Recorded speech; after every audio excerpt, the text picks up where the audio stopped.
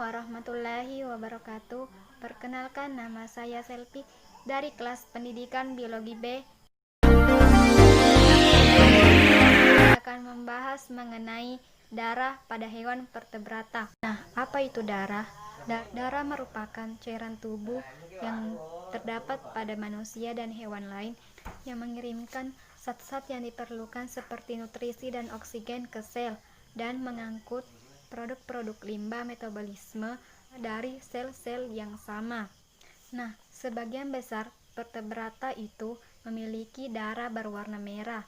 Namun, pada Amphiosus dan Leptocephalus itu darahnya berbeda dari hewan vertebrata lainnya. Adapun sifat darah berbeda dengan air dengan berat jenis antara 1050 sampai 1060 dan memiliki viskositas 5 kali lebih tinggi daripada air. Nah, darah terbagi menjadi dua bagian. Plasma darah merupakan komponen darah yang berbentuk cairan yang berwarna kekuning-kuningan yang menjadi medium sel-sel darah. Dengan sel-sel darah ditutup dengan volume darah 55%. Nah, sel-sel darah terbagi menjadi tiga, yaitu sel darah merah atau eritrosit, sel darah putih atau leukosit, dan trombosit atau keping darah. Nah, sel darah merah merupakan bagian utama dari darah yang berbentuk bikonkaf serta berwarna merah yang disebabkan oleh hemoglobin. Sedangkan sel darah putih atau leukosit tidak mengandung hemoglobin dan fagosit benda asing. Di sini dia berfungsi sebagai penghancur benda-benda asing atau bakteri. Nah, trombosit sendiri merupakan sel kecil yang terdapat di dalam darah yang berfungsi membantu pembentukan bekuan darah sehingga dapat menghentikan perdarahan yang terjadi dengan bentuk ukuran yang kecil serta tidak beraturan. Di dalam darah terdapat karbohidrat, protein, dan unsur-unsur lainnya. Untuk menguji apakah hal tersebut benar, maka kita dapat melakukan dengan cara praktikum. Adapun tujuan praktikum sebagai berikut.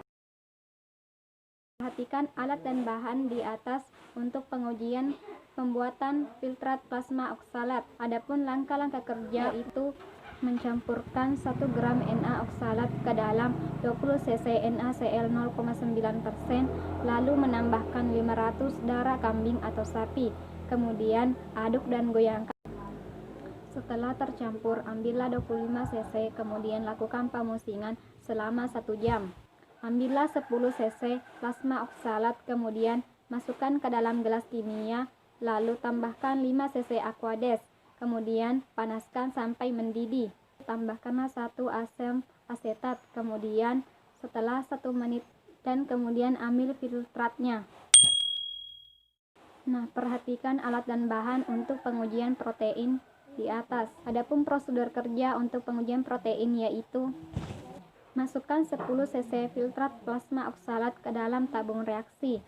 Tambahkan 1 tetes aquades dan ujilah dengan larutan milon 10 tetes. Perhatikan dan catatlah perubahan warna yang terjadi di dalam filtrat plasma oksalat di dalam tabung reaksi. Perhatikanlah di atas alat dan bahan untuk pengujian karbohidrat.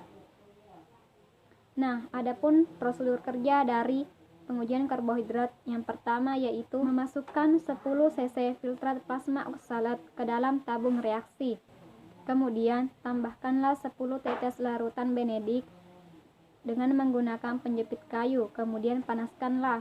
Perhatikan dan catatlah perubahan warna yang terjadi di dalam filtrat plasma oksalat di dalam tabung reaksi. Perhatikan alat dan bahan di atas untuk pengujian klorida. Nah, adapun prosedur kerja untuk pengujian unsur klorida yaitu menuangkan 10 cc filtrat plasma oksalat ke dalam tabung reaksi. Yang kedua, menambahkan 10 tetes perak nitrat. Yang ketiga, amati perubahan filtrat plasma oksalat di dalam tabung reaksi. Perhatikan warna dan keadaan filtratnya. Perhatikan alat dan bahan di atas untuk pengujian unsur natrium. Prosedur kerjanya seperti berikut. Yang pertama, menambahkan berturut-turut 10 tetes asam klorida dan 10 tetes asam natrium oksalat kepada 10 cc filtrat plasma oksalat yang dituangkan ke dalam tabung reaksi. Yang kedua, amati setiap perubahan warna zat yang terjadi pada setiap penambahan kedua zat tersebut. Itulah pemaparan dari saya. Sekian dan terima kasih. Mohon maaf apabila ada kesalahan. Assalamualaikum warahmatullahi wabarakatuh.